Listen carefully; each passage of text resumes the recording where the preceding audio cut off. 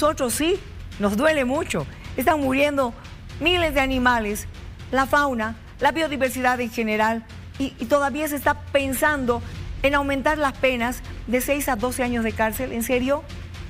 Son biocidas, estamos hablando de biocidas y de ecocidas. No sé, discúlpame, pero la indignación que tengo es muy grande, mi querida Luciana. Seguro que sí, Miriam, seguro que sí, y la comparto. A ver, quiero conversar con la autoridad, por favor, es el ministro de Medio Ambiente y Agua, Alan Lisperger, que está con nosotros, entendiendo estas medidas que ha anunciado el gobierno, entre ellas esta pausa ambiental indefinida a través del Decreto Supremo 5225, que toma esta determinación. Ministro, buenas noches, Luciana le saluda. Una pausa ambiental y otras medidas que se están asumiendo en el país. Mi primera pregunta, ¿por qué no se hizo esto antes? Muy buenas noches, Luciana, muy buenas noches a todo el país. Bueno, tenemos que entender que en nuestro país y en todos los países de la región, principalmente en nuestro continente, una forma para la preparación de la tierra con fines agrícolas, con fines para garantizar la seguridad alimentaria en nuestro país a través de la producción de alimentos, es justamente el uso del fuego, quemas que están reguladas, obviamente quemas controladas y bajo un calendario específico que inicia el mes de junio aproximadamente y termina el mes de agosto, ¿no? Este periodo es el periodo que de acuerdo a la normativa, la Autoridad de Bosques y Tierras tiene un calendario y permite a través de solicitudes formales o autoriza estas quemas que deben ser quemas controladas y que deben estar dentro de este periodo que se establece, ¿no? Es una práctica que se la realiza en todos los países de la región. Podemos ver como países, el país de Brasil, por ejemplo, que es uno de los países más avanzados en comparación al nuestro, sigue utilizando estas prácticas porque lo hacen de forma controlada, ¿no?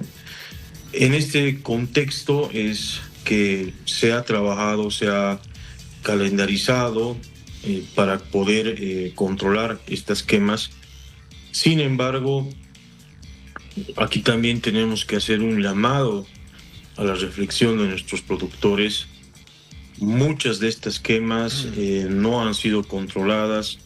Muchas de estas quemas continúan después de haber cumplido un calendario que se ha establecido y han desencadenado también en estos incendios forestales. También existen otras causas, no solamente el chaqueo, sino también diferentes otras causas que van generando. Hemos tenido ingreso de estos incendios por parte del vecino país de Brasil, hemos tenido también ingreso por parte de Paraguay y son varias causas que se van generando y que van principalmente afectando a nuestros bosques, ¿no?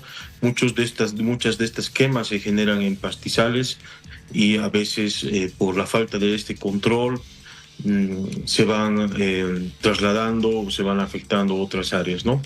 En ese sentido es que hemos podido evaluar, hacer una valoración, además de que existen diferentes mecanismos. Tenemos que indicar de que primera instancia son los gobiernos municipales que en su territorio tienen que responder ante estos eventos adversos.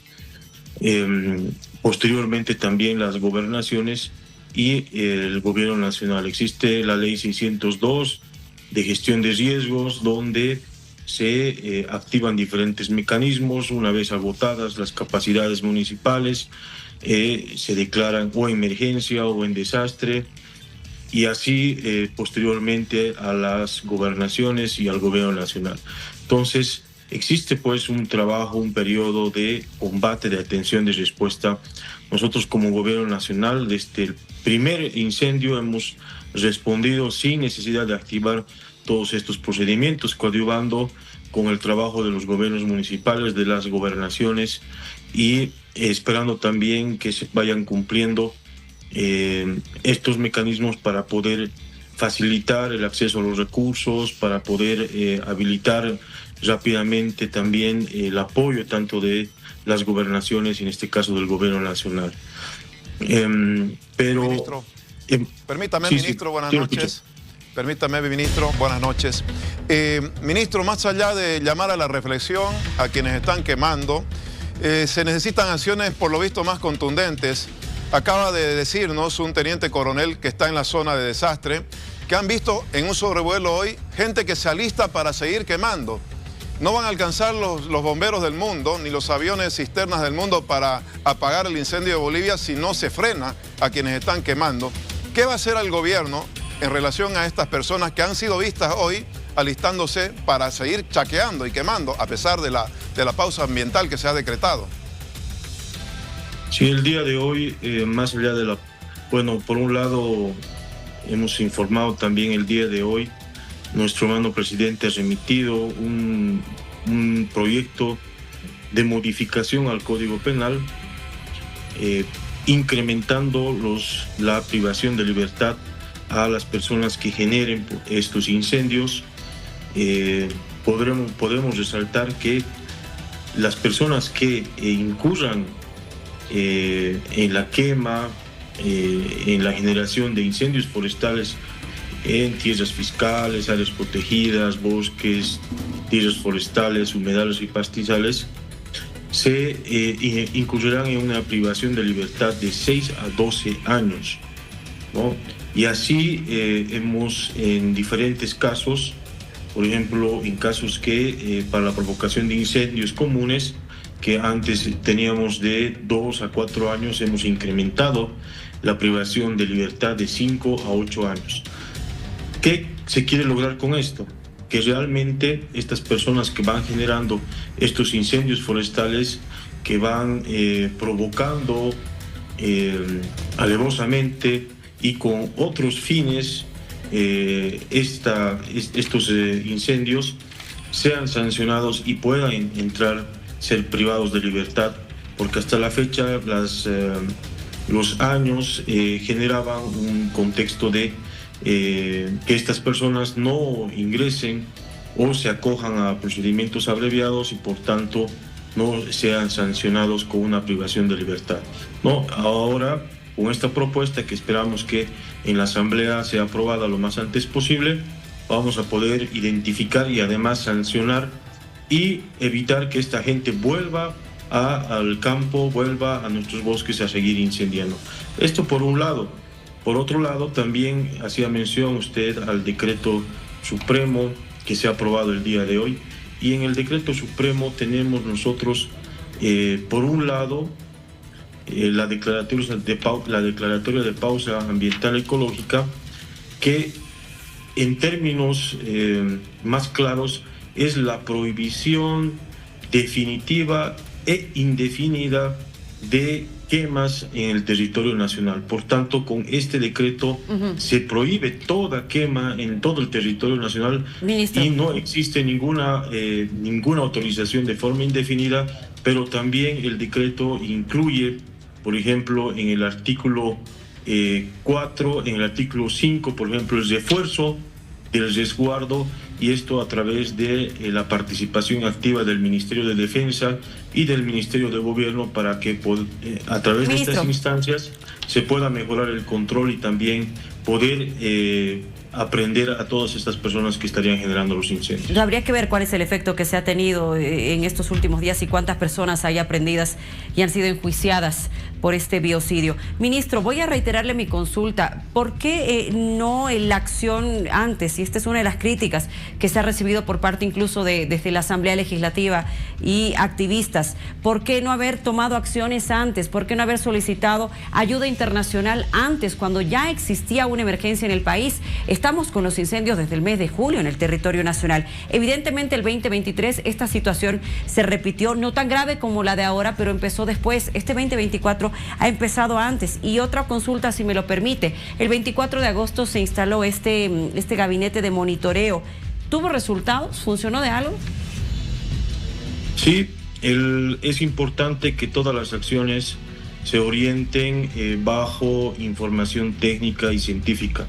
Este centro de monitoreo genera información a través de un sistema, una plataforma que tenemos que se denomina el SINB, que utiliza diferentes satélites, entre ellos también el satélite que recién nomás ha liberado la Unión Europea, y con toda esta información se hace un análisis del comportamiento del fuego.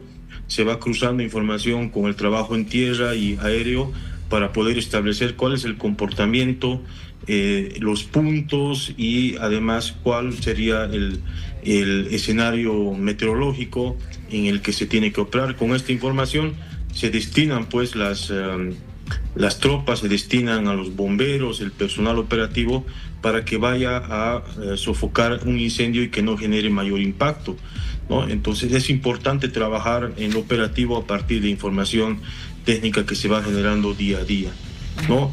Como usted indica, ¿por qué no se declaró en emergencia? Existen, como he indicado a través de la ley 602, mecanismos para las declaratorias tanto de emergencia como de desastre. Se ha empezado desde el primer incendio a el trabajo de sofocación, ¿no?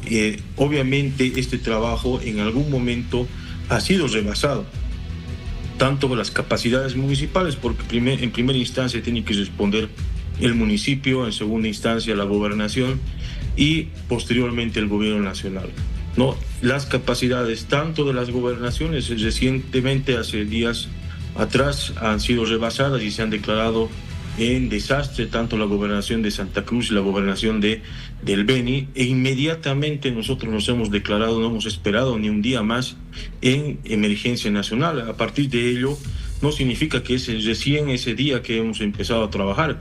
Venimos trabajando ya hace más de 2 meses en el lugar, pero a partir de esta declaración de emergencia nos permite efectivizar, por ejemplo, de forma más rápida los recursos, pero también el acceso a la cooperación nacional, a la cooperación internacional, para poder recibir esa cooperación también de la forma más ágil. Bueno, de todas formas, mire cómo les ha rebasado todo esto. Y yo no sé si hablar, como dice la población, de irresponsabilidad o de inacción, porque eso se debió haber frenado ya por lo menos.